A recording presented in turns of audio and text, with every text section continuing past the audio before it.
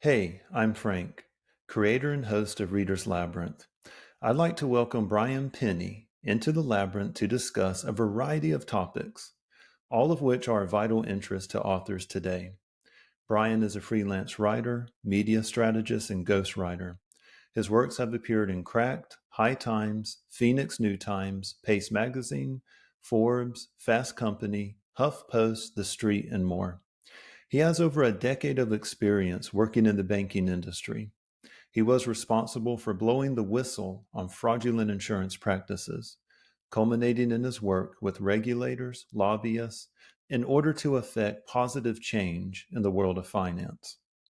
I first stumbled across Brian during the hashtag SPFBO dust up when an author unknowingly submitted his novel's cover art for a competition, not realizing the whole time that it was actually AI generated. This created a controversy on Twitter, and pretty soon there were circling of the wagons. However, Brian's tweets all hit their targets with deadly accuracy, reflecting his broad knowledge of everything media related. I was instantly taken with his insightful comments, and pretty soon we hit it off. In this conversation, we cover his background, the effects artificial intelligence is having on authors, and some great advice for the aspiring author who's just starting out.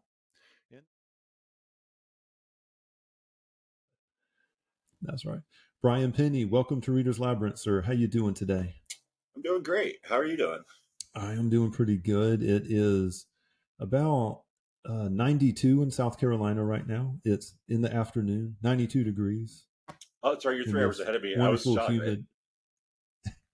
Yeah, Sorry, I didn't mean to interrupt. I'm in Arizona. It's only 85. So when you said 92, I was looking for like, how is it hotter in North Carolina than it is here? But I forget. It's yeah, because it's already noon there and yeah, it's only morning here.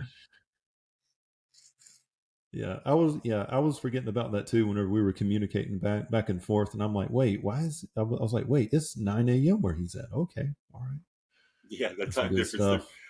Well, throws hey, you I off. appreciate you. Yeah, yeah, it does. All right, let's go. So, your LinkedIn describes you as a whistleblower turned media and content guru. My understanding is it had something to do with some unethical banking practices. Can you talk to us about that? So I started my career in my 20s working at Countrywide Home Loans. And this, I mean, looking back on it, if anyone's not aware, Countrywide ended up being one of the biggest implosions of the housing crisis. Going into it, that was not immediately clear that that's how that was going to work out. When I was going in there, at the time, the housing market of the early 2000s was basically it was hot. It's right now. It's a good example of where the housing market is just so hot. There's barely anything on the market. Everything's just overinflated. There was a lot of predatory lending going on, and as time went on, that ended up being my learning experience into how the world works. I had all of uh, my retirement, my 401k, all those kind of things were all put into company stock because I really drank the Kool-Aid and thought that banking was the place to be. This was going to work out. And come was it 2007 is when everything started, when Lehman Brothers and IndyMac, all these banks just started collapsing. And we had about 8 different clients. All of them had gone GMAC, IndyMac, Aurora Loan Services as part of Lehman Brothers, and Countrywide itself. There was all these companies just started going down like dominoes, and I happened to be there to watch all of this happen. See some crazy things. Specifically, where I was at, I was doing loan tracking for 2 different things: force-placed insurance and real estate owned. So if the mortgage company were to foreclose on you for any reason, or if you don't pay your insurance, we were the ones that put whatever we needed to do to it to control over it, or put our own proprietary insurance on it. And it turns out when you give somebody the ability to track something and to determine if you owe them money, odds are they're always going to find out that you owe them money. There was nobody really regulating any of this stuff, so people would constantly their loans kind of get thrown into a foreclosure because they weren't paying for insurance, whether they were or not. There's a lot of intricate things that get into it. But in 2011, I leaked some documents. I got to the point where nothing was working. I spent several years trying to fix things inside the place. There's a whole IT. So what am I looking for? Priority list for ITs, and it kind of they would take all the stuff if you put something like there's a system glitch that accidentally puts a bunch of people into foreclosure, for example. In 2011, I had leaked some information after trying to fix everything internally, not getting anything done, and from there it just kind of it blew up. I was not expecting this. This was my first experience. Up until this point, I was anonymous online, pseudonymous, however you want to say it. But this was the first time I suddenly found myself with like my name being used and this story being told. It went all over the place, like global media. There was no channel I couldn't turn on to see this. I don't know if I want to say lucky or unluckily, but at the same day that happened, that whole leak happened, there was an earthquake in Japan. And the earthquake had done some damage to one of the nuclear plants in Japan. And so that ended up being like a much bigger story than what we were working on. And I mean, at the time, I would have told you that was a bad thing because I was trying for a lot of reasons, because it's an earthquake, obviously, but because I was trying to get this story out there that I was kind of annoyed that it got buried. Looking back on it, I'm glad that happened, because a lot of the stuff that comes along with being in the media and actually being in a story that takes off is a whole other level that I would not have been prepared for at that time anyways. But yeah, from that whole point, from 2011 into the mid to late 2010s, a lot of what I was doing was actually lobbying and trying to fix the foreclosure processes and the predatory lending things that are going on. Some of it has gotten a little bit better, but a lot of it is still just as bad today, especially post-pandemic, as it ever was. And it sucks in a way, because on one hand, I shifted away from talking about all of this stuff in my career, because making a career out of talking about my old job, it was fun for the first couple of years. 10 years, I'm 13, 14 years now removed from all of this stuff. And there's only so long. It's like, no matter how bad of a relationship you've ever had, you can't 14 years later still be just talking about nothing but that bad relationship. It's That's just not right. healthy. Yeah. And so I largely moved on to writing about other things. I got into the media. I started writing about cryptocurrency and cannabis and vaping and all the things that were cloud computing. Anything that was coming up in the 2010s, especially the mid 2010s, I started researching all of those kind of things to get away from mortgages as much as possible. The pandemic has got me back into that mode a little bit, because there's some things I've been watching since all the prices got all crazy and the housing market got all crazy. I know that something's going to happen again soon, but beyond that, I've just been trying my hardest to focus on the technologies and things like that, which is what I actually am passionate about. Well, that's awesome. And, whenever you made a comment about how things are starting to get worse again, as far as the real estate goes and the practices and lending practices, for part of 2018, actually tried to leave my old job, and I tried my hand at real estate and actually became a realtor. I work for, what were they called? I am brain farting right now. It's Keller Williams. That's it. That was yeah. And, we had this guest speaker come in, and if you were new to the team, like, it was kind of mandatory to attend. And the guest speaker told us that, look, all of us were criminals before the stock market crash, and or the housing market. And he said, and now we are all becoming criminals again. Just talking about the lending practices, the way that the appraisals are going, where the appraisers would ask, hey, what number do I need to put here to help this deal out? And which they're not supposed to do. They're not supposed to have, any kind of part of that, especially if it's a VA appraiser. But I imagine now most of them are just kind of involved in the same practices, unfortunately. And I'm not going to tell you what me and my wife, what we bought our house at, but it's been appraised probably $120,000 above what it was. And I don't see how those comps are supported by the market at all. I have no idea how they're coming up with those numbers. It's just insane to me. and Yeah, it's they not can't keep sustainable. enough. Yeah, I mean, it is. It's completely unsustainable. I mean, it's absolutely, it's ridiculous to me. I don't know how, I mean, how they're cooking the books on that one. We're going to find out, I'm sure, in the next 2 to 3 years max. We're going to find out what's going on, because there's no Yeah. possible way, with everybody losing jobs and all sorts of things going on in this economy right now. I don't Mhm. I don't see how this possibly could be sustainable. People are already getting kind of priced out. In Phoenix, you can especially see it. Phoenix is one of the worst places. Phoenix I'm is a glad that I have nightmare. Yeah. a house, well, a Mhm. townhouse, and I'm renting it. But Yeah. like, I'm glad I have a place to stay, because Mhm. being homeless in the desert is not cool. There was a whole desert camp that they just recently kicked out of Phoenix, to like this encampment in the middle of the town, and I don't know where they expect those people to go. Like, if you leave the city, it's just miles and miles of empty desert. Like, there's nothing. There's no resources. There's no food and water and things like that. Like, I don't know how that's going to work for these people. But yeah, it is a lot like 2005. It was very similar things. I mean, different reasons as to how we got here, but there was very similar effects on the both the commercial and Mhm. the residential real estate side, where you see a lot of ghost towns and things like that, or half-built, empty things where the developer had to abandon it for one reason or another. And it's just it's too overpriced at the end of the day. They need to bring that stuff down, because everyone's about to get priced out of where they're living in the next couple of years otherwise. Oh yeah, I mean, if you move to South Carolina and if you move to the Midlands area, I mean, a bedroom house about 3,000 or 4,000 square feet, maybe 180,000. Now it's like 250,000, 300,000, and it's like, really?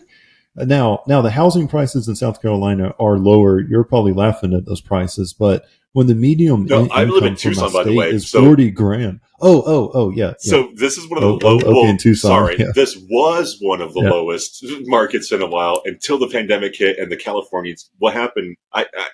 So I was going to get a house actually in 2020. I Mhm. had qualified for the mortgage. Everything was going great. And then the pandemic hit, and all of this, like, it just got bad. People were coming in from California with $1 million and just buying out a house without even looking at it, because our prices were so cheap. And it's about the same thing. Well, it's funny when I was laughing, because 180,000 here, you can't buy anything anymore. You used to be able to get like a Oh really, yeah, like you yeah. said, a $3,000 or 3,000 square foot house, exactly like that here. And I've been looking for the last 2 years now, and it's mostly trailers, or like the foreclosed things that are all like boarded up, and the windows are all destroyed and everything's all gutted. Like, that's what you're getting for under 200 grand anywhere in Yeah. Tucson area right now. That is just awful. That is just freaking awful. Well, on that nice little note, we can kind of move on. Yeah, now I'm that sure we've fully that depressed we could talk. everybody on a Saturday Yeah, morning. that's right. Stay away from South Carolina and Tucson. Well, Right. a lot of Well, our traffic the through, housing market yeah, anywhere. I mean, the we're housing just as bad market as anywhere anywhere. else. I have a rucksack and a tent, so I'm ready in case I lose my house. So, you stood out to me, Brian, because you actually make your living through writing. And I think I've only had two other guests on my show on Reader's Labyrinth that have accomplished this feat. Is writing your true calling, and how did you get to this point? You kind of alluded to how you fell into a writing career, but I'm interested. So, So when you go back to the early 2000s, I was determined to make my living as a writer. I had set a goal for myself that I would only take jobs that involved writing, and I didn't care what kind of writing job it was. So I did start off with some crazy stuff, and I I've learned a lot actually through there. At the very beginning, I'll tell you, it took me, let's say, 2 to 3 years, give or take, in that range, before I actually was making a decent living. At the very beginning, when I left Countrywide, I actually moved into a van. Well, I moved into my parents' house for a little while, which was mhm. I was 30. I turned 30 at my parents' house, and then my dad made sure to remind me of that. But then Yeah. I ended up going to Florida for a bit, and then I realized that in order for me to get what I wanted to have done, I couldn't afford to travel. I just wasn't making enough. I was barely getting by, and so I took the risk. I spent like $1,500 on that first van. Uh, Ended up getting a hammock, tied across it by the end of it. And I used that to drive around to anywhere that I could go. So what I figured out was when the whistleblowing stuff happened, there was a lot of places that wanted me to write for them, like Forbes, Huffington Post, all these kind of places, but none of them actually wanted to pay me to write for them. You have this problem where there's a lot of people that want to get free work from you and call it exposure, basically. And I rode that line of exposure of like, okay, if I'm not getting paid for this, what can I do with this? And I figured out very quickly that Huffington Post, for example, I had a column at Huffington Post that all I had to do was take that column and send it out to any event that I wanted to go to. Just name it, the Grammys, South by Southwest, any major massive event. I would apply for a press pass and decided that if I was going to be writing, I wanted to write, like I said before, about instead of writing about my old job and the mortgages and all these things, which is important, but it's not healthy for me. I started going into like South by Southwest, for example, to go figure out how this event works, to find whoever the industry leaders are, whoever is buzzing right now. They're coming from these shows in one way or another, and I wanted to be a part of it. So I went to all these things. I started covering them. I didn't even have a camera at the very beginning. I had my phone, and that was it. And I would occasionally take some pictures with an old Android phone. Eventually, I upgraded everything to. I mean, now I've got actually a really good video camera and a good DSLR camera, so I can actually do interviews when I'm at some of these places. I got all this stuff right when the pandemic happened, and so I haven't gone to a lot of these major events since, because this year, back half of last year and this year were the first times that a lot of these events have been reopened since the pandemic shut down. Everything was virtual up until that point. But from all that, I figured out how to leverage the Huffington Post and any of the other places I was writing for at the time to get traffic into my blog, to be able to control what I was writing about in some way and how to monetize it. And it wasn't easy at the beginning. Seriously, it was 2 to 3 years where I was barely getting by. I was living in a van, so my expenses were gas and food essentially, and even then, I was barely getting enough to. There were several weeks where I would be stuck somewhere because I did not have, like in some small town somewhere in the middle of the U.S., because I did not have enough gas to make it to the next town. But I didn't have enough money to get any gas, and so I had to sit there and in the hammock and have my laptop and try to figure out like where I could sell something to. This is where I figured out content mills, where usually a lot of third world countries, anywhere outside of the U.S., where the dollar is a little bit more powerful, they will. There are a lot of places like Upwork and Fiverr. Just trying to think of something. Writer Access. There's a bunch of different freelance writer marketplaces. Crowd Content, I think, is what another one was called. And you could do a bunch of work for, $5 to $10 for a blog. And it's not, that kind of work is awful. Anytime you're doing like brainless, mindless kind of writing where you're doing, for example, if you're trying to write home pages for an insurance company, it's one of the things that would come up with those things. It does not have any kind. It's not mentally stimulating in any way. You are essentially acting like an AI. You're going on to wherever their website is, following some instructions, and just kind of doing as fast as you can, like regurgitating some information that you're probably not even like learning anything from. And you could probably now, especially with AI, you could probably make a living doing that, just if you know how to get it around the AI filters. But as a human brain, doing that kind of stuff is torture. I can't even tell you how. I mean, it's good for a week if you're really in a stuck spot and you need money and you want to make a quick couple $100. You can do it on those things by grinding away. It's not ideal. The best stuff that I've come across, you would think that writing in a place, for example, Rolling Stone, High Times, a couple places like that, those have paid versus Huffington Post and Forbes, those do not pay for guest posts, and the payments are okay. It's $800 to $1,500, give or take, for some of these articles. The problem is you get lucky if you can write one of these a month and get your name on it. So you still have to make a living as a writer. You've got to kind of mix a lot of different things to be able to get the money coming in. The one thing I have not written is a book for myself. I've written eBooks for clients before, and I've done. It's a different type of writing. It's nonfiction, how-to guides, those kind of things, versus like the science fiction or fantasy kind of things. But going through that, I mean, I've learned so much about the writing business. I can't even begin to tell you about what clients want, the differences between media and marketing, the styles of writing that you would want for those things. A lot of the writing that I've done is thought leadership stuff. So clients will hire me to, like, they're professionals in some way or another, and they want to get published somewhere in a professional place, but they don't necessarily know how to write. And so they hire me. I'll usually do a 30-minute interview with them, up to an hour, but try to keep it down to 30 usually. Learn whatever it is that they are an expert in, like if they're a foot doctor versus a compliance officer, those kind of things.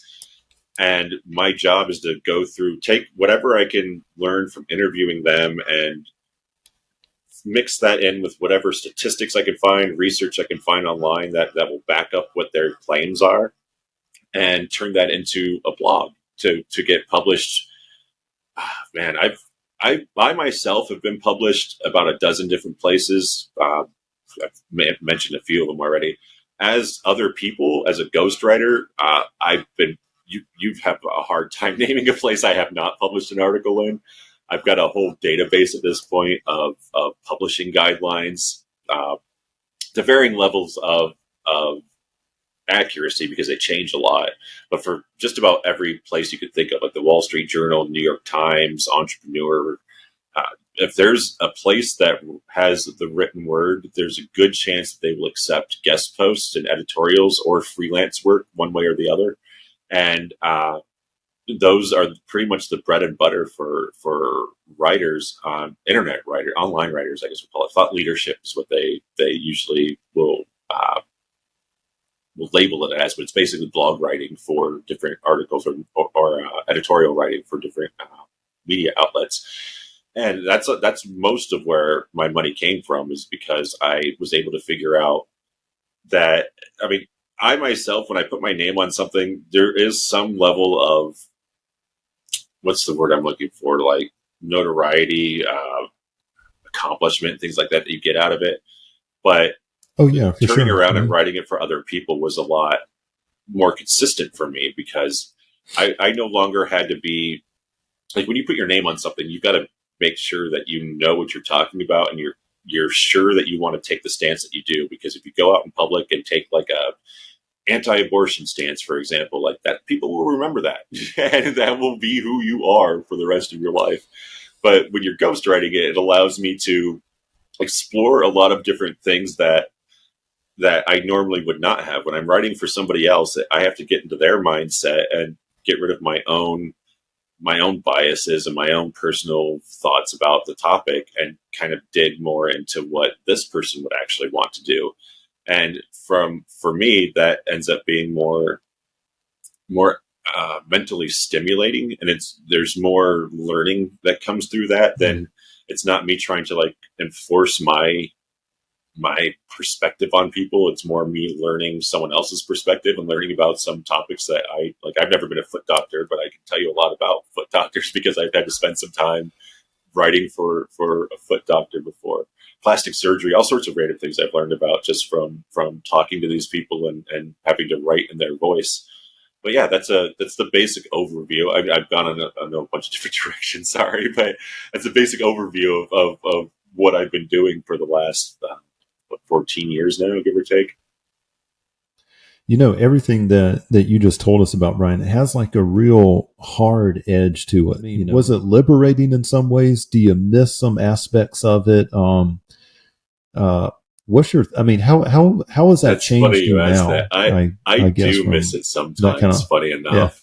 And you did a really good job of the wind, funny enough, of all the things. The weather is the one thing that you'll notice the most when you're in that kind of a situation, because the wind, when you're in your house, like I live in a adobe brick house, so like nothing. I don't notice Mm. anything. You could probably shoot a Yeah. missile at me and it will probably not go through. But in the van, I mean, it moves instantly, and you feel everything, you hear everything. For the most part, it was very freeing. I think of there's a lot of authors back then, like Jack Kerouac would go on the road, and that was kind of like a time tested thing. Hunter S. Thompson, a lot of when you watch those movies, he's always Mhm. describing at the beginning of his books, and that's what they end up showing in the movies: the driving through the desert from L.A. to, or from Colorado to. So yeah. So a lot of authors Mhm. have lived on the road. It's been kind of a time tested thing when you see a lot of their biographies and what they talk about how they got into writing. So for me, it was freeing to get out of there, to get out of the out into the wild is what I like to call it. But I still laugh about that, even because what I learned from this whole experience is there is no into the wild really, because everywhere you go, it's owned by somebody. Like we have this fantasy of going into the jungle or going into the desert, into the like nature and just living off grid. But still, I mean, you're in someone's property in some way or another, whether it's the national parks property or it's some corporation or person owns it. Everywhere you go, it's owned by somebody. And I I I learned to appreciate a lot of things by doing that. And I met a ton of people. That was one of the big things whenever I would drive around. I had no uh, since I had no, I guess, what's the word, rush, no sense of urgency to get from one place to the other, usually, I would spend time in all sorts of small towns around the U.S. and start talking to people. That was the first thing I would do, is find wherever the park was and hang out there for a little bit and walk around, get some exercise, bump into some random people, get on to some dating sites and some friend sites and things like that, to anything that was geographically located so that I could meet some people that were in the area, talk to them, ask them what random things. Like there's always some kind of trail that you don't know about unless you live there. There's different rivalry. The rivalry thing was always my favorite thing. Like when you go to Colorado, for example, there's the eastern slope versus the western slope. And if you're on the eastern side talking to them about the people on the western side, they all think that they're hillbillies and all this kind of, like, the eastern slope is where Denver is in the city. And then the western slope is where all the small ski towns are.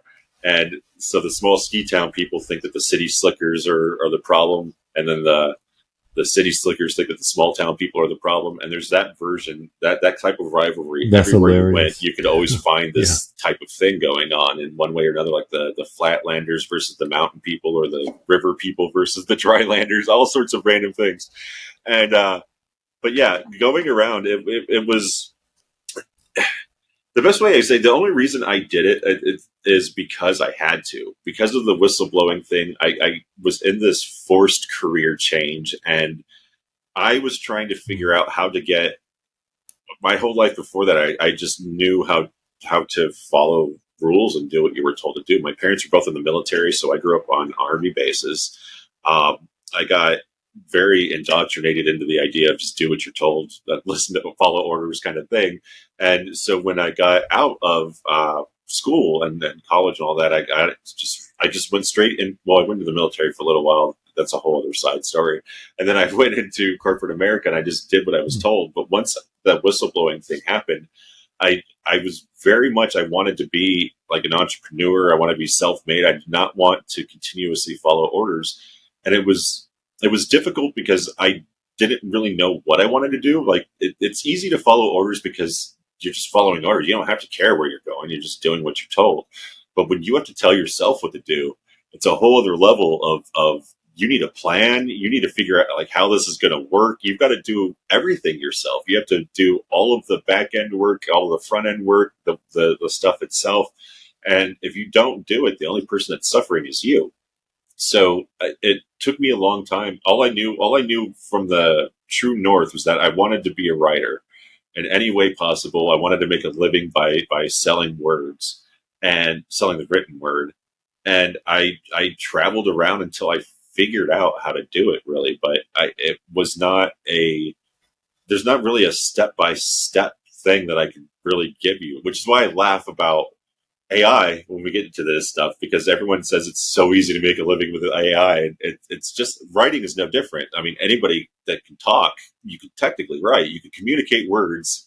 That's all that I'm selling. And it doesn't mean that it's automatic. There's plenty of opportunities for you to do that, but just because you decide that you want to be a writer, whether you use AI or not, you can use whatever cheat codes you want. You still have to grind. You still have to figure out how to sell yourself, how to find an audience, how to distribute it, how to get seen, how to build things. It's very complicated. It's not easy. It's the same thing with art, music, any of these kind of things that look like it's simple because you're just playing a game or doing something that people would do for fun. It's really not as easy as it looks. That's the quality of writing or music or art is just one small piece of it. And I know tons of people that are really good at the technical aspect or the creative aspect of the craft, but they don't know the business at all, and they don't know how to market themselves and how to grind that out to be able to become something. Like, you may be better guitar player than Jack White, for example, but there's a reason that he's on TV and he's selling, millions of albums. And it's not just the skill that he has. It was also, with writing a book, it's never been about the production of content, because there's plenty of content that's being produced, a mountain of it. As a matter of fact, it's always been, how do we get these stories into the hands of readers? And what I keep coming back to is word of mouth. But word of mouth has a way of becoming a force multiplier in the media age, in newsletters and blogs, in ad space. I mean, word of mouth has become a digitized feature now as far as marketing goes. And there's plenty, I mean, I've had some incredible guests on Reader's Labyrinth, and they've written some really, really, really fucking great books. I mean, they're so awesome, but they started marketing the day they dropped the book. And they have this idea of like a shameful marketing, like it's shameful to be marketing yourself. And it's a mindset that, the authors who I've talked to, Brian, and I stand to be corrected on this, they kind of have the Stephen King propaganda myth that they can just produce a really good story. It will get picked up by a publisher, and boom, they don't have to do anything. They can live in their big house in Maine and, put out a book on writing that may or may not have some good advice in it. Maybe it's good advice if it's 1972. I don't know. But, it's like, I talk to these authors and they're like, yeah, I'm about to launch a new book. And they've only just now started a Twitter account. They've only just now, started an Amazon author page. And unless you're willing to buy ads, it's really difficult. And as a matter of fact, I will be having a guest on. His name's Matthew, and he spent years trying to market his wife's book. She's a fiction writer, so I'll be having him on to talk about ads on Facebook and Amazon. But the marketing side of it, that business side of it, is something that I think we all kind of fall short on. I'm not a writer myself per se, but I definitely see the guests I've had on here struggling with that, which is really sad, because I choose their books because they're really, really good, and I wish they could find a wider audience. yeah, it's sad that there's not and this is true even outside of the book world. Like we were saying, the quality does not always match the marketing effort, and a lot of hidden gems out there that, really should get a lot more attention than they do. I blame Hollywood. Hollywood's portrayal of writers, Californication, for example, has a guy, Yeah. Hank Moody, doing exactly that. He lives in a mansion. He's just connected to everybody. Once a few years, he writes a book, and then that book manages to just get him into all sorts of things, and it's just instant popular thing. And that really isn't at all how it works. For example, the New York Times bestseller is a good example. I have not been on that list. I know some people who have read some things on that list, and I get the concept of how that all works. Is that the pre-sales matter? They'll have 3 to 6 months trying to pre-sell that book, because that whole time of 3 to 6 months of grinding all goes into that first week of sales. Like all the pre-sales, this is for the Billboard charts, the same thing. That everything is done at the beginning, because that first week is what really matters. That first week is your opening week of anything, any launch is your best bet, because that's where all of the marketing is being focused towards that release. And if you don't have these days now, if you haven't sold your book out before it even launches, you have no chance of ever getting on the New York Times bestsellers or any bestseller list, unless you happen to go viral for some random thing that was out of your control, just got lucky, which that Bob the Wizard kind of counts as, because that got insane amounts of marketing. When you really look back at what happened with that it would never have gotten otherwise. There's no possible way it would have ever reached that level of exposure unless he had gotten an HBO deal on the thing, because I don't think that many people even saw like the Game of Thrones series before it was turned into a TV show. I mean, not to say it wasn't popular, but it wasn't like books on the whole. The audience that is going to read a book is a lot smaller than the audience that's going to watch a TikTok. Basically, like reading is for sure. Something that is just a niche, and so to even get a best-selling book, you don't even have to have that much. It does not take a lot, but to become a best-selling author. But you're never going to live. I mean, Stephen King might be the only, and J.K. Rowling, like those kind of the top 1% are the only people I can think of that actually live like Hank Moody does on Californication, or any writer.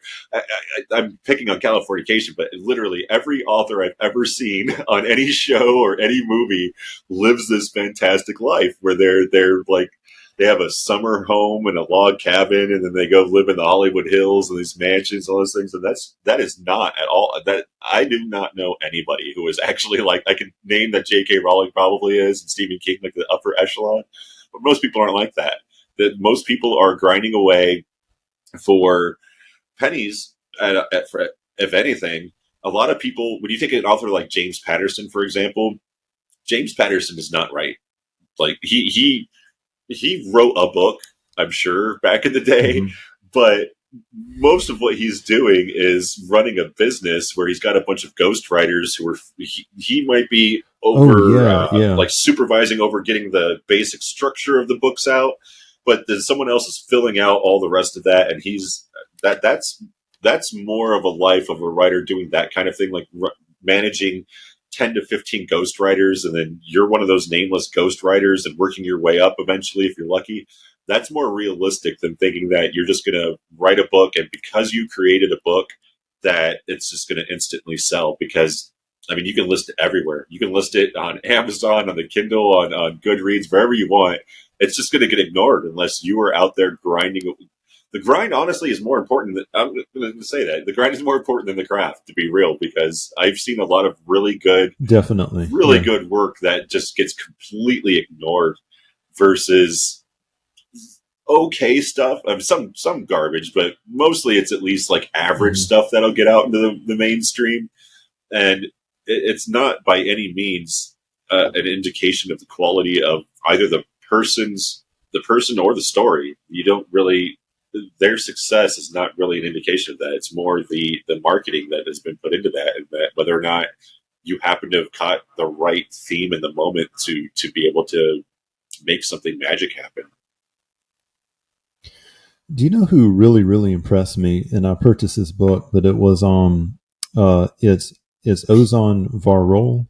I'm not sure if you're familiar with this stuff. I don't think he did Think Like a Rocket Science and Awaken Your Genius.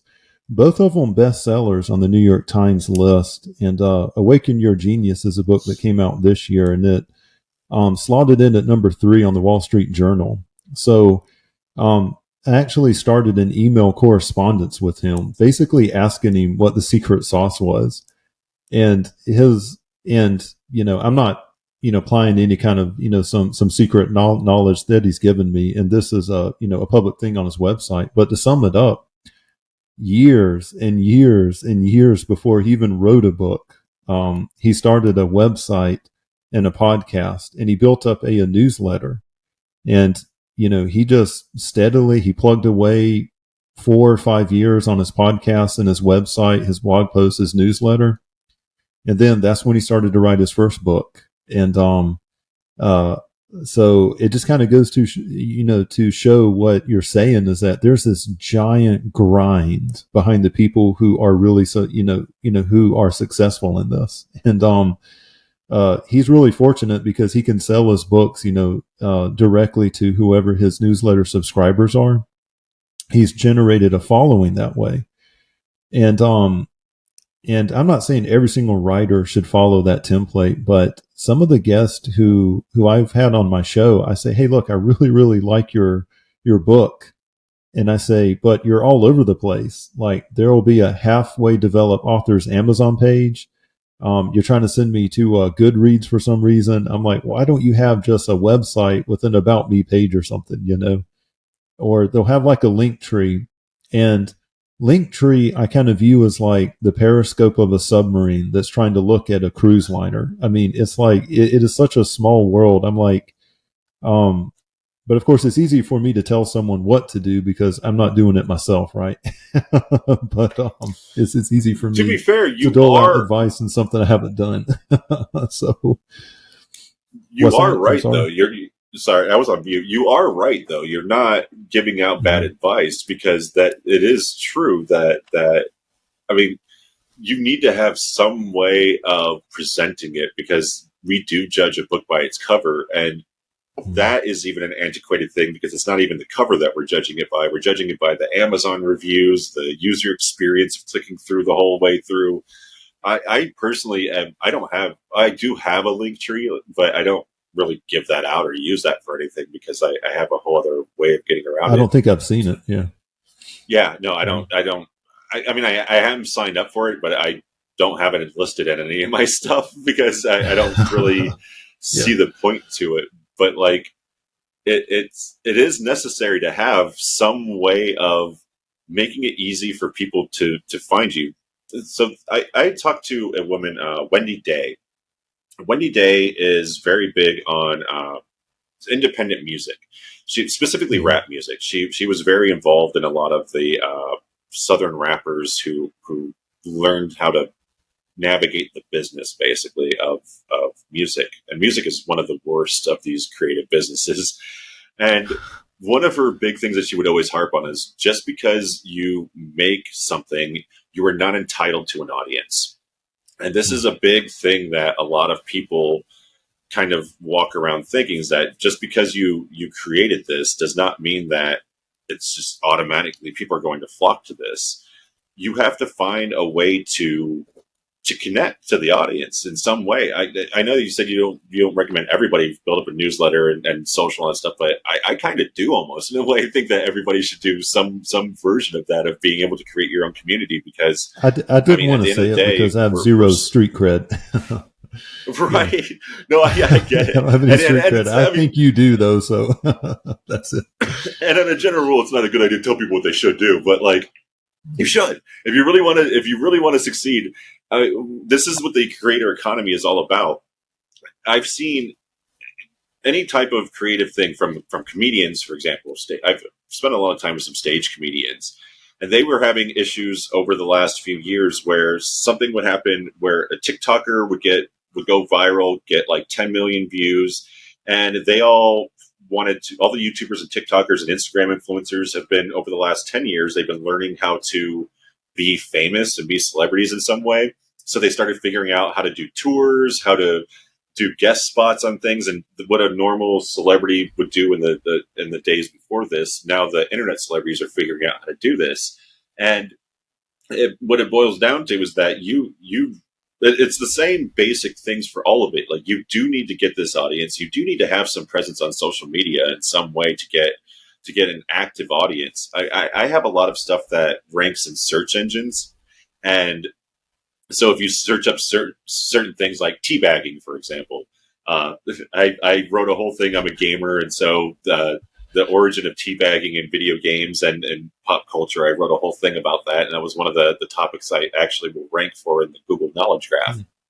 That is the only that does bring traffic, that does bring organic traffic, but it's not the same thing as social media. Like, there's never going to be a burst. It took me, I'd say, 6 months to a year of that blog being there before it got steady enough and built its way up to being visible just by search engines. That it's hard to describe, but it's there's really no way for you to be able to truly sell any kind of creative work unless you have that in the moment audience that is willing to see what you're doing next. Because if you're just in the studio all the time or making whatever you're making, you're not going to be building connections, and nobody's going to have the same emotional attachment to what you're creating that you are. You have to go there and you have to give them that attachment. You have to make sure that they do that, because otherwise, I mean, you can't make a living as a writer without doing all of this stuff, but you're going to be a ghost writer. You're going to be a content mill writer. You're going to be a work for hire contract type writer versus the entrepreneur writer who's running their own business, their own writing business. It's two different mindsets, basically, between being a freelance contractor who's just doing what you're told versus actually figuring out how to make a business out of it. And you won't do that without building some level of community, whether it's a community of writers that will help you create a bunch of content to fill into these distribution channels you have, or whether it's building the community of readers who all they want to do is read your writing. That is so fascinating. I mean, yeah, I mean, the grind, the time, and everything that it takes to kind of build it out. So before I started Reader's Labyrinth, I had a history podcast. It was a history of the Ottoman Empire. As a matter of fact, I need to go back and pick it up because I still get a ton of emails on it and the downloads are pretty good. But the way I built up an audience on it is, I would go to Apple Podcast. I would check out the top 20 history podcasts that were ranking on there, and I would email them. And these are some big names too. And I'd be like, hey, if I pay you $100, can you give me a shout out? And I did that for a couple of months, and my downloads went from like less than 100 an episode to like 3,000 every single episode on it. And it's been going steadily up like ever since then. I mean, I haven't paid, to advertise on another podcasting platform, but some of the bigger the history podcasts, I didn't think that they'd give me the time of day for that, but you would be amazed what $100 could do. So what are your thoughts about authors then purchasing ads or like these advertisements on Facebook to try and move units for their books? Do you have any thoughts on that, or is that a way for them to go? I think that's very important because, like you said earlier, this conversation where we have kind of a stigma against self-promotion. And there's a reason that a lot of people don't like to promote themselves. I mean, some of it, there's a lot of reasons, but like psychological things. But when you actually look at, for example, Stephen King is not the person that first told you that Stephen King was a good writer.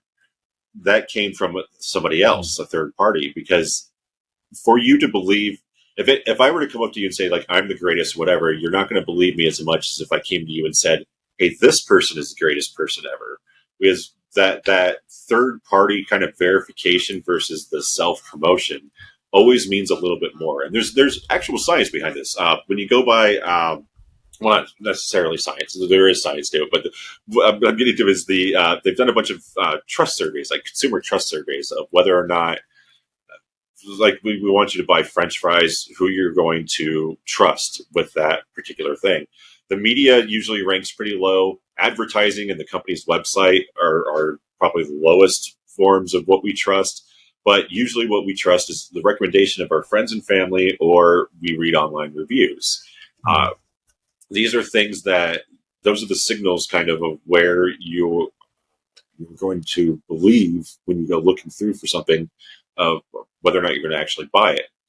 The problem is that a lot of reviews don't use AI reviews. So don't fake reviews in any way, unless you're going to just do exactly this: pay somebody to do some type of promotion in some way that's already established.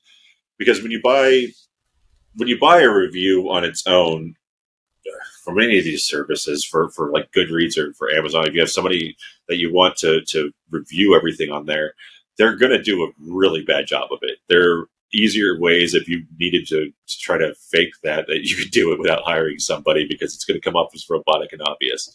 But when you're doing marketing, when you go through and you pay another influencer who is higher up than you, what it does is it helps that person's audience get to trust you the way that they trust that person. They already have a built-in relationship and a trustful relationship with that person. And so you going through and giving you're right, $100 would go a long way on a lot of these podcasts, because they're $100 just goes a long way. That's the way it's described. They're niche things for books, and there's a lot of different reasons where if you're not talking about like gossipy celebrity shit, like odds are you're not as well funded if you're talking about anything serious. And when you give them that, and even if they say, like, you can see it on YouTube, even if they say all over there, like, hey, this is a sponsored post, this is sponsored, which you're supposed to do, but people still will trust that, because the person will go out of their way to make sure that they're vetting. They won't just take $100 from anybody. Basically, they'll take $100 if they know that you are something that will fit in their audience and that you actually have something to go in there. But it is worth doing. I totally think it's worth doing. It's how I compare a lot of things to music, because I have a little bit of familiarity with the business ends behind that. But the rap music, whenever you see a rapper's career, usually they start off as being a guest spot on a more popular rapper's thing, and they pay for that. They pay anywhere from $50,000 to $1 million or more just to have a guest spot on somebody else's album, or to have somebody have a popular, like a Jay-Z or something like that, do a guest spot on yours. And the reason they do all that is because there's already it's like a cosign. It's like saying that if you like Jay-Z, you're also going to like this person, or trying to use their audience to kind of build your audience, that you could become the next Jay-Z. And that's exactly what you're doing when you're paying to show up on these podcasts, or if you pay any of the any forums or any book review sites for not for like the customer review part of it, but for the sponsored marketing, like the sponsored post kind of stuff. It has a big effect. It's worthwhile. The one thing I would say is to make sure that you track everything. Get some kind of a spreadsheet open and put like the $100 here. This is how much traffic. Try to figure out how much traffic.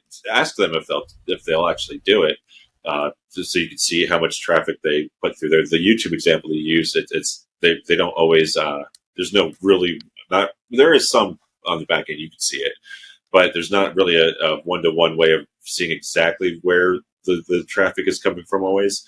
But yeah, as long as you know that there's some kind of, like, you spend $100 and you sell like 2 books out of the thing, or you get 10 subscribers on whatever it is that you're going for, as long as you can make the connection for the ROI for an actual deliverable that's going to be tangible for something, it's definitely worth doing. I would spend $100 to $1,000 easily on marketing for different things, on different ads, on social media.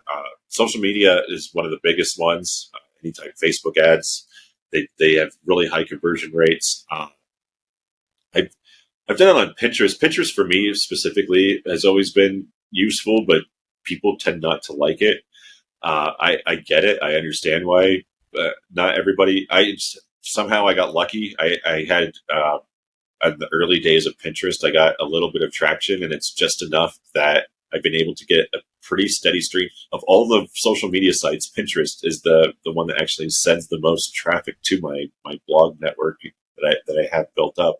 But yeah, I'm not against any of that stuff at all. I've done every level of sponsored posts on most platforms in one way or another, and even in the media, I can go into a lot of that too, about whether or not there's certain places that will Forbes, for example, is the one that pops up anywhere, where you pay $2,000 to $5,000, give or take, depending on how much income you make, and you get a column on there where you're able to just sit there yourself and just write whatever you want on there in that column. But all of those things are worth it so long as you have something at the end of the day. Like, as long as you know that you're doing this to drive traffic to your whatever store to sell the book, and you have that really laid out, it's going to be worthwhile. But like you said, there are people that have half profiles on Amazon, and then it's redirecting you to somewhere else. That stuff, if you're spending money on marketing, that's what your funnel looks like. You're just going to waste all of it because they're just going to get lost. What a great point, because the two things that I was able to pick up on there is, number one, have a funnel where you're actually driving the traffic to, and especially tracking your numbers. So what kind of writing would you want to do? Like is there a fiction book somewhere in your sock drawer? Is there a manuscript somewhere that's kind of floating around, a fantasy book, a horror book, or something? It could be floating around in the mind of Brian Penny. I've never been a big fiction writer. Like, I read some fiction, and actually I probably read more fiction than I do nonfiction when it comes to actual books, for sure. But for me, I've always been the type, I'm more of an activist kind of person. So when I really start to write something and decide that I want to push a story out somewhere, odds are there's a purpose to it, and it's not to make money. It's because I'm trying to get a message out there. There's something that I feel is important enough that needs to be spoken on, because one reason or another, the topic is just not being covered, the angle's not being covered, or something is going on where I feel like people really need to know what's happening. That's kind of what drives me more than anything else. When it comes to fiction, especially when it comes to being paid for it, like I wouldn't mind doing, like, writing a fiction story just for myself, but having to do it on a deadline, having to be creative on a deadline, or having to be creative knowing that, like, my food and my roof over my head are going to depend on it, is not something that I've ever enjoyed. Like, I've never been able to be creative on that level. It's a whole other thing. I know people that can do it really well.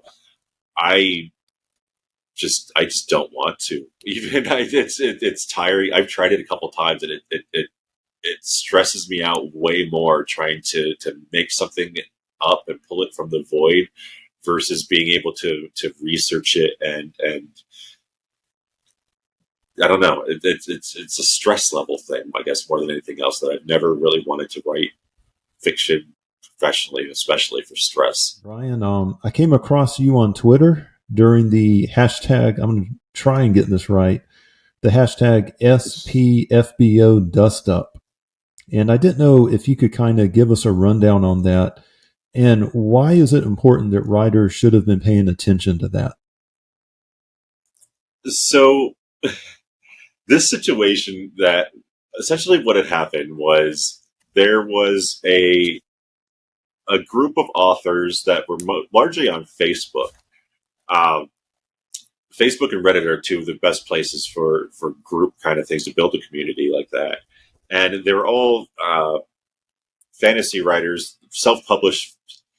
SPFBO is a self-published fantasy book. I'm trying to think of what that O means.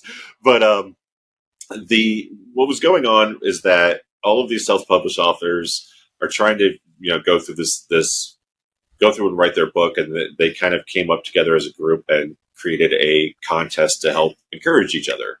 And as one of the pieces of the contest is the cover, because the cover is a important part of the book creation process. This is where you start to get into where the gray areas between when you're creative. So, like, for an author, for example, you want to go into writing, but you still have to understand a little bit about graphic design, because there are a lot more elements of graphic design than you would think in a book. when you go into website design, it's the same thing. And designers have the same problem too, because somebody will hire them to do some type of marketing thing or some type of picture, but then they also want them to do words. And it's not always easy for them to do words, just like it's not always easy for the wordsmiths to do images. And so what had happened was in this book cover contest, everybody went in with all meaning well. As best as I can tell from this, I came into this a little bit late, so I wasn't there at the beginning of all of the how this all went out. But I did go back through to see how it all started, and everybody was well-meaning. There was one little box that you had to check to say that you were not using AI art.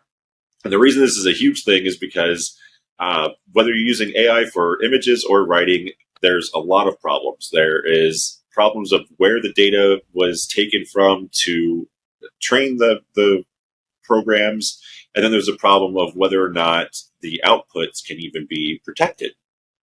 And because it's such a hot button issue, a lot of people are doing it on the down low. They're not admitting that they're actually using these tools because they don't. If you say that you're an AI artist, you're going to get tarred and feathered, essentially. There are people that will support you. There are people that will hate you. It is just a very hot button thing.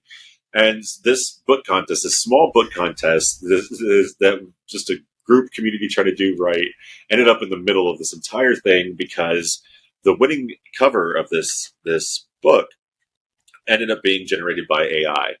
And there was a lot of controversy about this because there's a lot of artists. If you've spent enough time making AI or making art or doing graphic design before AI, you can usually tell what is AI and what is not. Human instinct, when you have a refined eye, is possible, but it's not always guaranteed.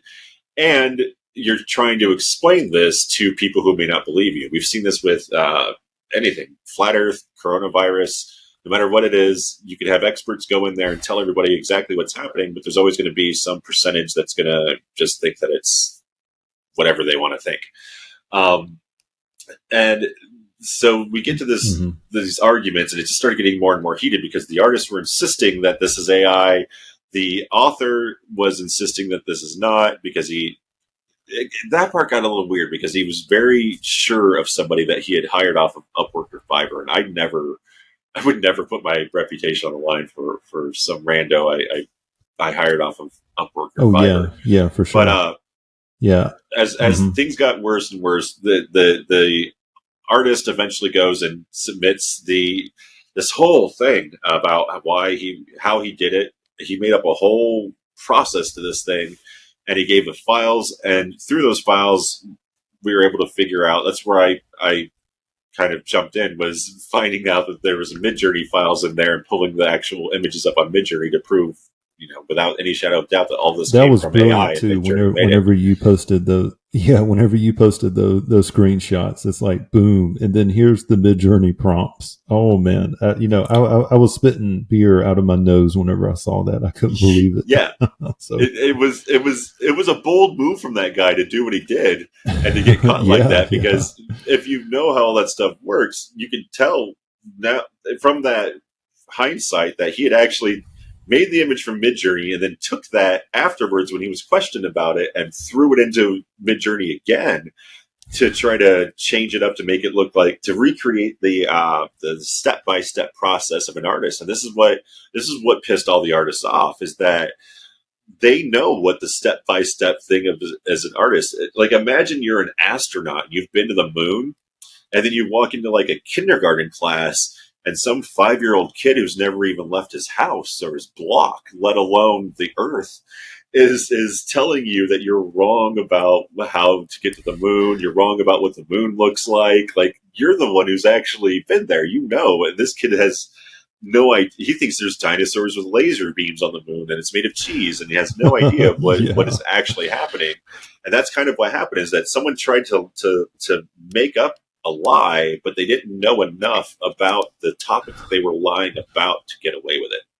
And at the end of the day, I mean, what that story teaches all of us is that AI is very, very hot topic, controversial thing. if you're going to use it, be very sure that you want to use it. And then B, if you're going to use it, say that you're using it. Don't try to pass it off as yours. And there's two different things, whether you're an artist or a writer. I think it's funny on the writing end. I'm not a great artist to where I can always tell. I actually can tell some AI art from regular art because I've spent enough time looking at the stuff now.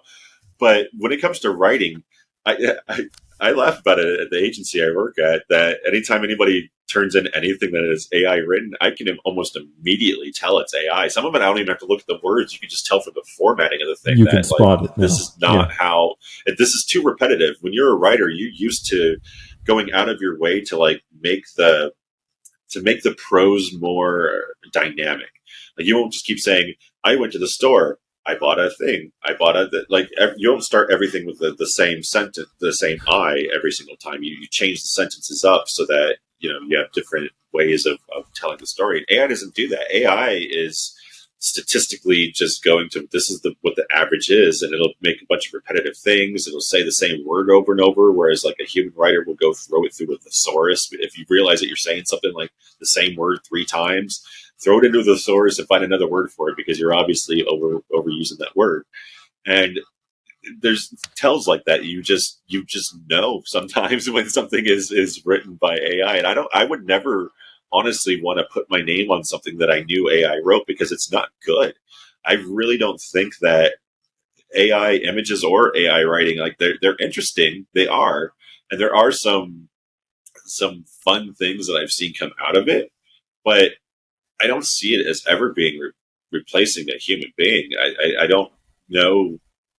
I don't know that it's ever going to work on an image level, and I know just from understanding how the word stuff works that it's just never going to happen. They're never going to refine this thing to the point that it can think the way that you can, and adjust on the fly when it realizes that it said the wrong thing out of context or something like that. It's not going to understand those things, and those little tiny details are what really make a great writer.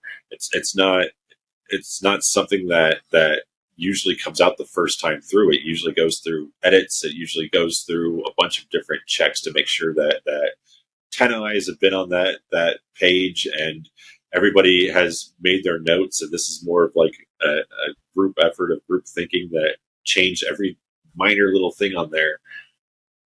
It's never going to happen with AI. There's never going to be a one button click that is going to make that quality. And it's important for people to understand that. I think that there's going to be, over the next 10 years, there's going to be a huge difference between somebody who really understands the craft of either their art, music, or writing versus somebody who is a prompt engineer. I mean, I don't want to like diminish it all, but like, you will know the difference. Everyone soon enough is going to have enough experience at seeing the difference between like the systemically generated stuff versus somebody who really had something to say and they really wanted to get a story out there and communicate something to us. And that's going to make a huge difference. I think that authenticity and the human element is going to be more and more important as we go along. Oh yeah, for sure.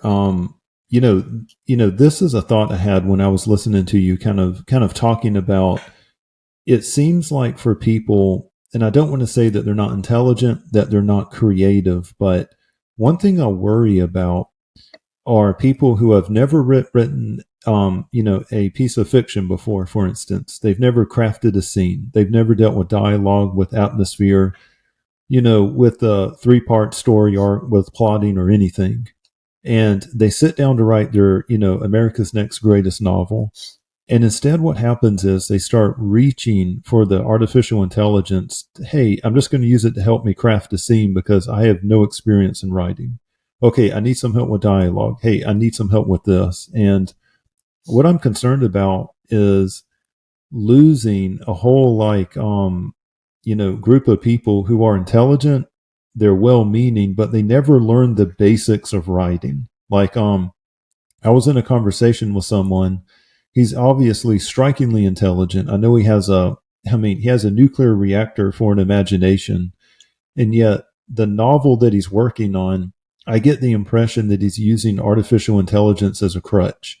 because he's like, well, I mean, I don't know anything about physics, so I'm going to type in the chat, the GPT-4. Okay, it's telling me that a rocket engine can do this.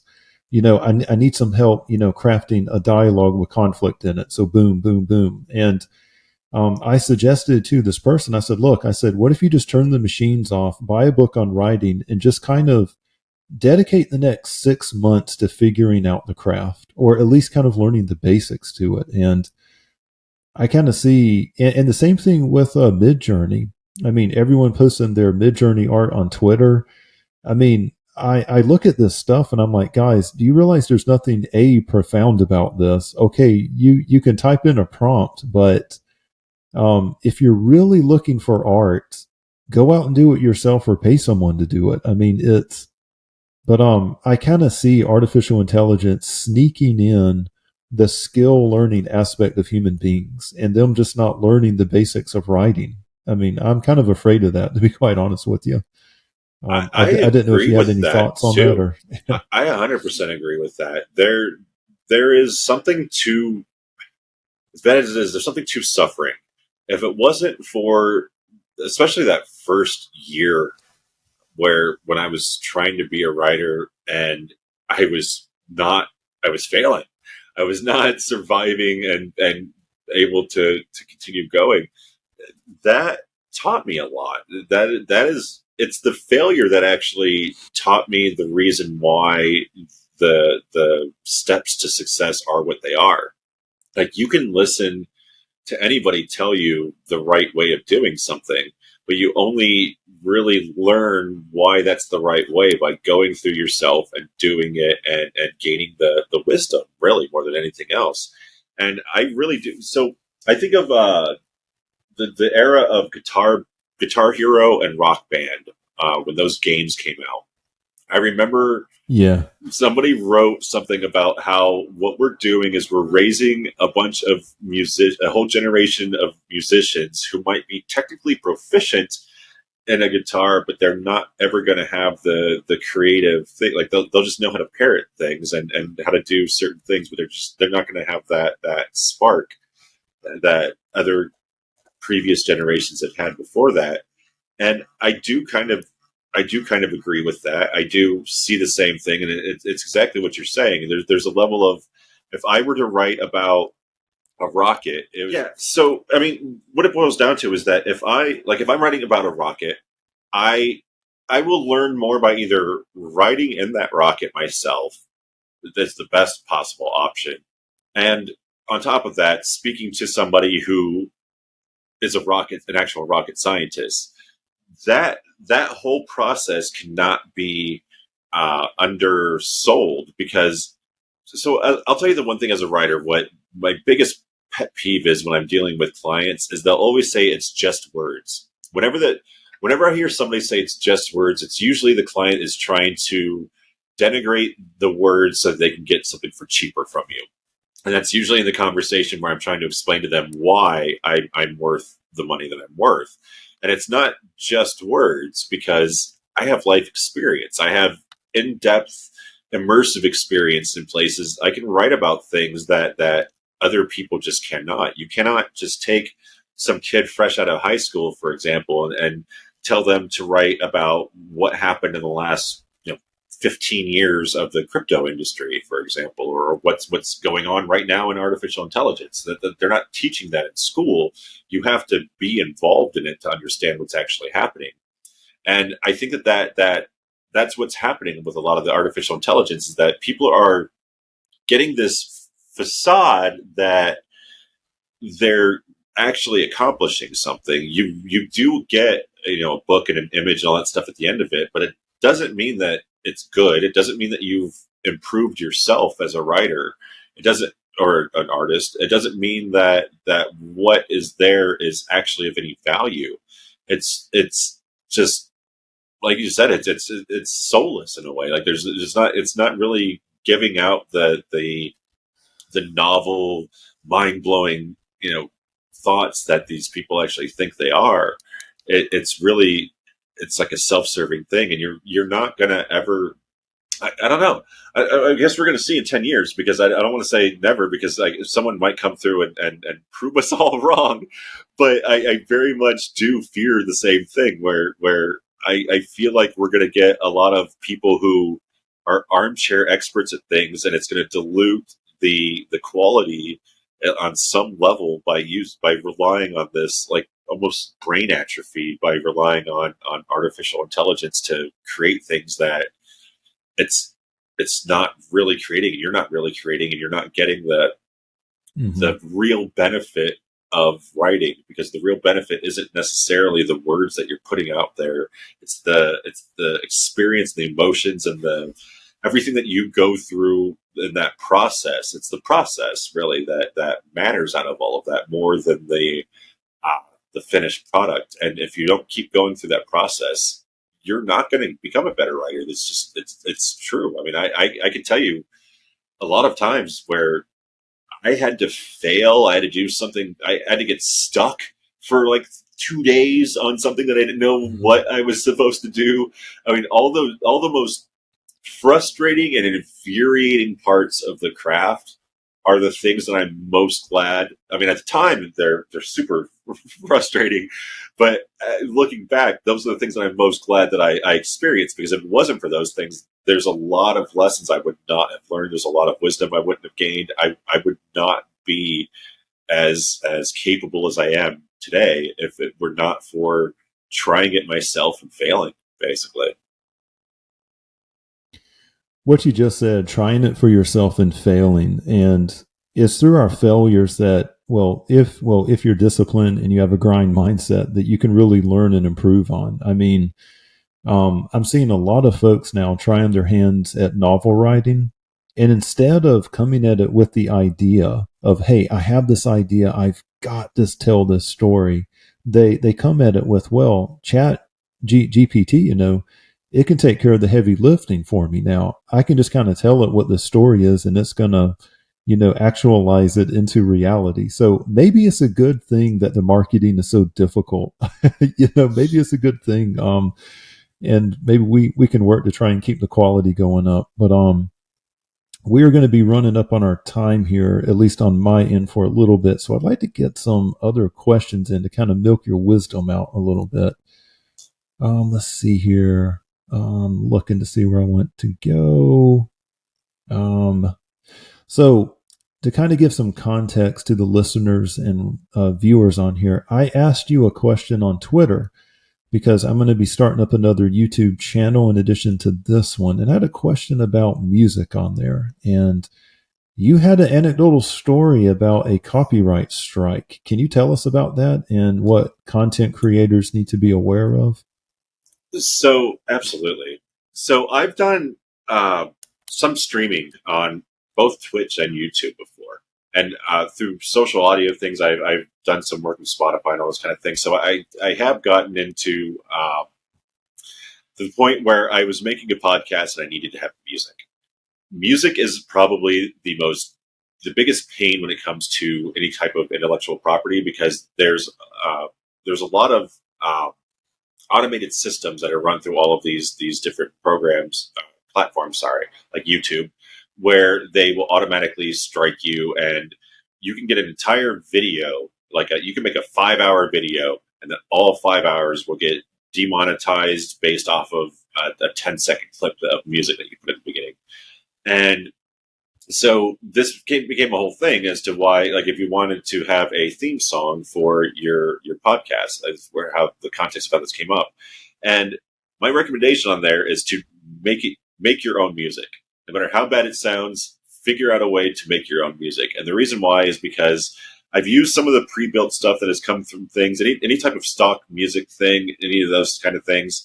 What can happen is that you might have the license to that thing. You might have a legal license to it. And that musician can turn around at any given point and change the licensing. They can remove it from that platform, whatever it is. Your license still will be valid, but the system doesn't know that. The automated system will not understand that. When they register this thing, that you could end up getting basically, it's not a strike. It's demonetization is what it boils down to. Is that they take the person who actually owns the copyright thing will automatically get all the money from your stuff. And so I had this happen Oh where my God. What? yeah, Jeez. I had this happen where Holy I actually crap. hired a What? musician because I wanted to make Yeah. sure that if I commissioned the musician and did an original thing, that at least I know that like he only sold this to me, that I'm the one who has this, and that I don't have to worry about this is bad. But what happened was that I was trying to help the musician out, and I was trying to get, he was uploading everything so I could try to link to him and say like, I had a couple different things. There was a character I used on there that I linked to the artist's page for there. Then there was a song and I linked to the musician's page. The problem was by doing that, we activated the automated systems. And because he had registered the Oh, song and yeah, he knew yeah. it, automatically every podcast episode I put out, immediately it would get demonetized and the money would go to him at first. Now, he was not a bad person. Every time I fill the thing out, the automated YouTube thing is where this was happening. When I fill the thing out, it would it would take 3 weeks for all of this stuff, but it would automatically go through and strike it. And then I had to fill out a form and to dispute it. I would go and say, yes, I bought it. Here's the contract. It's fine. Send it in. And then I had to go to send to him. And at first it took a long time, the 3 weeks, because he didn't really think that was coming through at the time. He didn't notice it until like the 5th episode, I want to say. And then immediately he went through and agreed with all of it. And I know I wasn't going to have any issue with him like trying to take my money, but at the same time, and it wasn't even a lot of money, by the way, it was like 15 bucks, I think, across like 10 episodes of this thing, that total that I made in like a 6-month period. But it was the fact that it was already getting, that he could have if he wanted to, basically. Everything that I was getting on there automatically was out of my control, and it kind of gave him like ownership over everything that I was doing, just because we were trying I was trying to be nice, basically, and give him credit. And in order to have all that, I ended up shutting the whole thing down because it was not worth it to go through the whole thing. Because what if he gets in a car accident, for example, and he dies today, or he gets incapacitated or something like that? Now I don't have him on the other end being able to release it to me. And then I'd have to figure out some way of whatever his next of kin is to work out with them. It just gets so complicated that it's not even That's worth it. awful. Oh my gosh. Yeah. Yeah, there's all these kind of things that you do not think about until you get into that position, and music is one of the worst for that. Which is why at the end of the day, I always boil down to make your own song. It doesn't matter how bad it is. If you can figure it out, there's only like 4 or 5 notes you're going to have to know to make a decent song or a decent little melody at the beginning. But do that, because otherwise, I mean, I've seen this go in a couple different ways, whether it's automated or whether it's one-on-one. It's just, the music ends up being so messy, going from platform to platform especially, and it's just not worth having your entire hour-long, hour-and-a-half, 2-hour-long podcast demonetized over a 10-second musical thing that you put in the front. Man, I tell you what, that is just insane. What platform what was this happening on? Was that Spotify? Was that YouTube? Was that something directly else? was YouTube, but he had registered it with Mediamation, something like that. There's some music I've heard of thing that. on the back end, and that goes across all of them. So once he registered it with that, anywhere that I try to put on Apple, Spotify, any of it, it would just automatically catch it. And so, yeah, it's something that you don't think about until you actually get into that situation, that every little note that you take from somebody else, even if you bought it, like it's going to come back at some point and become an issue. So after our conversation on Twitter, I had to break open the GarageBand on my laptop, and I have a little bit of a musical background, and by that I mean I was in the marching band in high school, so I know like basic music, I how to was read too. it and put together. Awesome. I played the trumpet. That was mine. So did I. That's funny. That's hilarious. Oh, really? Okay. Yeah. All right. Cool. Yeah. Trumpet and marching band. That's how I get along. That's it. Oh man, yeah. I guess that's where our different view of the universe is. It comes from, but the progress is slow. But what I was running into is I wanted to make a tune that is it's an old Ottoman marching tune. It's called Sadin Sadin, And it's really, really catchy. It's really, really cool. And I mean, I was like, it has to be in the public domain. I'm like, I mean, it's over 600 years old. But what I kept running into was that it's been covered so many times, and people have put these little remixes on it, and they've registered it that, heck, I'm scared to even have the same notes in it now. So I just created something with like a nice little drum roll in it, a random melody that sounds like, it has like some brass behind it. And I'm like, is it Ottoman? No, but is it going to get me demonetized? Probably not. But if I try and do the same melody as this really cool marching song, then it's probably not going to work too well. So, but Yeah, so that and was I kind of think my that problem takeaway. that's the big problem with the internet with content, and you never know Yeah, what you're what you're going to run into until you try it. And you never know when you're actually taking something from exactly. That's somebody right. else or who else had the same idea to remix the public stuff. It's just it gets crazy. Oh yeah, for sure. Well, so I really enjoyed this, Brian. I kind of feel like this conversation could have gone on for another hour and a half at least. I've got all kind of stuff banging around in my head, but unfortunately, the Saturday's calling to me. I would love to have you on again. I'm not trying to put you on the spot. You don't have to say yes or no, but I'm probably going to be reaching back out to you, man. I really enjoyed our conversation. Well, I would absolutely love to come in here again and explain more about. I mean, Awesome. there's definitely a ton of different topics we have not even begun to touch on within the writing industry. Awesome. Well, I will have a link to where they can find you, and I'm probably going to touch bases with you and make sure that the show notes are how you would like for them to be. So, thank you for coming into Reader's Labyrinth, and I look forward to talking to you again, Brian. Thank you. You too. Thank you. Thank you.